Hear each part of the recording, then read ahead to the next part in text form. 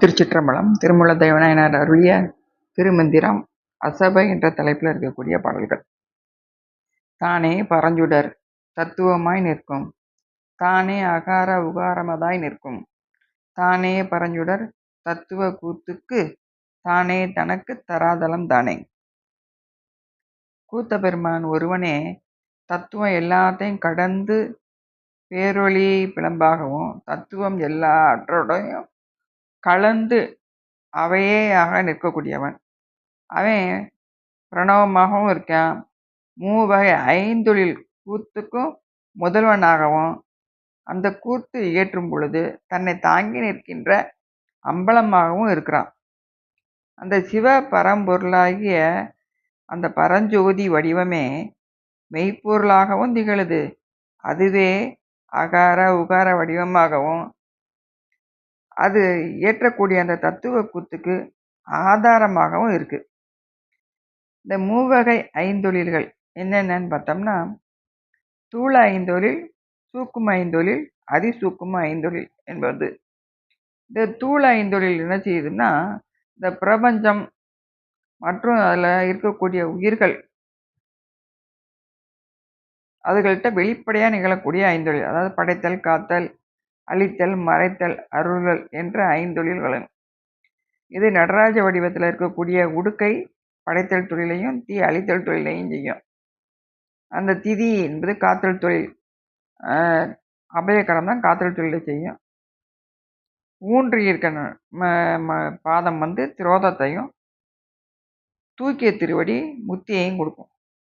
அந்த பாடல், உன் தோற்றம் துடியதனில் தோயும் திதியமைப்பில் சாற்றியிடும் மங்கியிலே சங்காரம் ஊற்றமா ஊன்ற மலர்ப்பதத்தே உற்ற திரோதம் முக்தி நான்ற மலர்ப்பதத்தை நாடு என்று உண்மை விளக்க பாடல் சொல்லுது.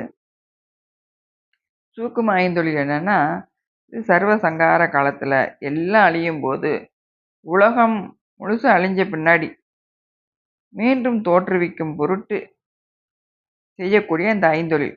இது நுட்பமானது.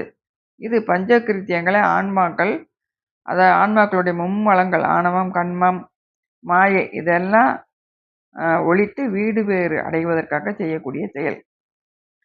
இத உண்மை விளக்க பாடல், மாயை இதனை உதறி வல்வினையை சுட்டு மலம் சாய அமுக்கி அருள்தான் எடுத்து நேயத்தால் ஆனந்த வார்த்தையில் ஆன்மாவை தான் அழுத்தல் தான் எந்தையார் பரதம் தான் என்று சொல்லுது. அதிசூக்கும ஐந்தொழில் எது என்னன்னா, உயிர்களோட அறிவுக்கு அறிவாய் இருந்து செய்யக்கூடியது. தோற்றுவித்தல் மற்றும் ஒடுக்குதல் செய்யக்கூடிய மிக நுட்பமான தொழில். இது ஆன்மாவில் அந்தரங்கமா அருள் செயலாக இருக்கக்கூடியது.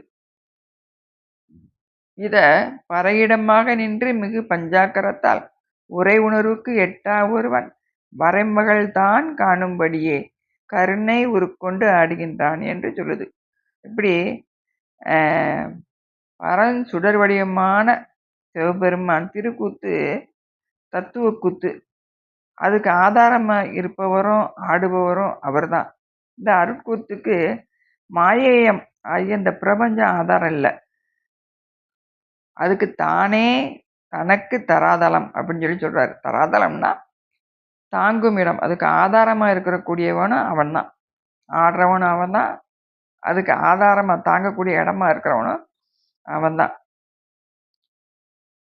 அடுத்த பாடல், தராதல மூளைக்கு தற்பரம் மாபரன் தராதல வெப்பு நமவா சிய ஆம். அந்த எழுத்துக்கு ஒவ்வொன்றும் நமச்சிவாய என்ற மந்திரம். நா என்பது திரோதன சக்தியையும், மா என்பது மலத்தையும், வா என்பது திருவருளையும், சி என்பது சிவத்தையும், யா என்பது உயிரையும் குறிக்கும். இந்த தராதலம் சொல்லின் தான் வாசிய ஆம் தராதல யோகம் தயா வாசி ஆமே. அதாவது மனித உடல்ல 6 ஆதார சக்கரங்கள் இருக்கு. அதுல 3 முக்கியமா சொல்லப்படுது.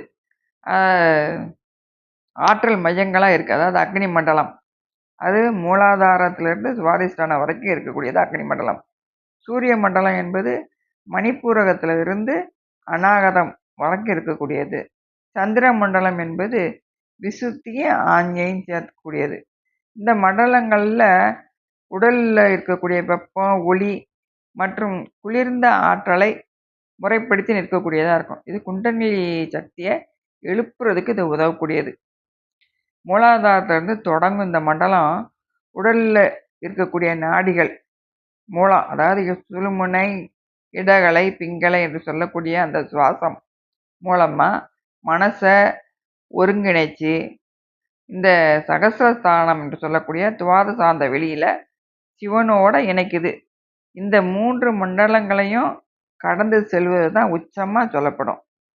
இந்த திரு 5 எழுத்து எப்படி மூலாதாரத்தில் இருந்து மேலே வரைக்கும் எப்படி போகுது அப்படின்னா, மூலாதார மண்டலத்தில் ந ம என்ற மல எழுத்துங்களுக்கு பின்னாடி நிற்கக்கூடிய சிவம், அதாவது நம சிவாய என்றும், அதுக்கு மேலே அக்னி மண்டலத்தில் இந்த மல எழுத்துக்களுக்கு பின்னால், அதாவது வா சி என திருவருளை முற்படுத்தி இதுவரைக்கும் மல எழுத்துக்கு பின்னாடி இருந்தது, திருவருளை முன்னாடி நிறுத்தி நம வா சிய அப்படின்னு வந்துடுதான். உயிரெழுத்து திருவருளை வாவை முன்னாடி விட்டுருது.